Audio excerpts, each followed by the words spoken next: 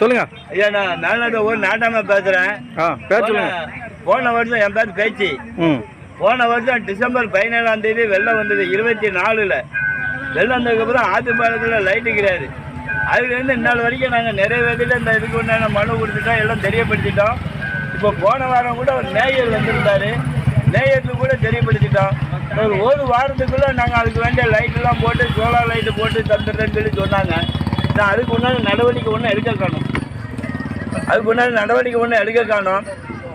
இதை ஊர் சார்பாக என்ன கேட்குறோம்னா, அவங்க கவர்மெண்ட் வேலைகளை மட்டும் கொஞ்சம் சர்வராக பார்க்குறாங்க.